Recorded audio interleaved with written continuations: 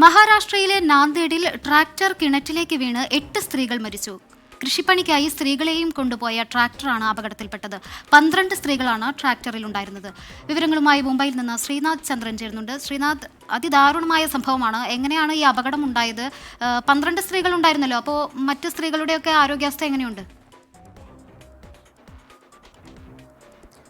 ശ്രീനിധ, ഇന്ന് രാവിലെ ഏതാണ്ട് 7:30യോടെയാണ് ഈ സംഭവം നടക്കുന്നത്. ഇപ്പോഴും അവിടെ രക്ഷാദൗത്യം മുന്നോട്ട് പോവുകയാണ്. ആദ്യത്തെ ഏതാണ്ട് ഒരു 3 മണിക്കൂർ നേരത്ത് കാര്യമായ രക്ഷാദൗത്യം ഒന്നും തന്നെ അവിടെ നടന്നില്ല. ഒന്നാമത്തേത് കുറച്ച് റിമോട്ടായിട്ടുള്ള ഒരു വിദൂരമായിട്ടുള്ള ഒരു സ്ഥലമാണ്. അവിടേക്ക് മറ്റ് സംവിധാനങ്ങൾക്ക് എത്തിപ്പെടാനുള്ള സമയം, ഒപ്പം തന്നെ ട്രാക്ടർ ഏതാണ്ട് പൂർണ്ണമായി തന്നെ വെള്ളത്തിനടിയിൽ മുങ്ങിപ്പോവുകയും ചെയ്തു. അതിനടിയിലാണ് സ്ത്രീകൾ പലരും ഉണ്ടായിരുന്നത്. മാത്രമല്ല, കനത്ത മഴ, ഈ അപകടം നടക്കുന്ന സമയത്തും അതിനുശേഷവും ഒക്കെ കനത്ത മഴ പെയ്യുന്നുമുണ്ടായിരുന്നു. അങ്ങനെ പലതരത്തിൽ ദുഷ്കരമായിരുന്നു ഈ രക്ഷാദൗത്യം. അതിപ്പോഴും പൂർത്തിയായിട്ടില്ല എന്നത് തന്നെയാണ് മനസ്സിലാക്കുന്നത്. അപകടത്തിന് തൊട്ട് പിന്നാലെയുള്ള ദൃശ്യങ്ങൾ നമ്മൾ കണ്ടതാണ്. അതിൽ ട്രാക്ടറിന്റെ ഒരു ടയർ മാത്രമേ വെള്ളത്തിന് മുകളിലേക്ക് കാണാൻ കഴിയുന്നുണ്ടായിരുന്നുള്ളൂ. ബാക്കിയൊക്കെ മുങ്ങി താണു പോയതാണ്.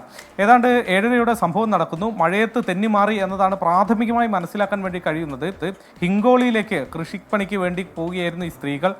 ഒരു 15-കാരനായിരുന്നു ട്രാക്ടർ ഓടിച്ചത് എന്നതാണ് നമ്മൾ മനസ്സിലാക്കുന്നത്. നിയന്ത്രണം വിട്ടു. പിന്നീട് ആൾമറയില്ലാത്ത ഈ കിണറിലേക്ക് പോയി പതിക്കുകയും ചെയ്തു.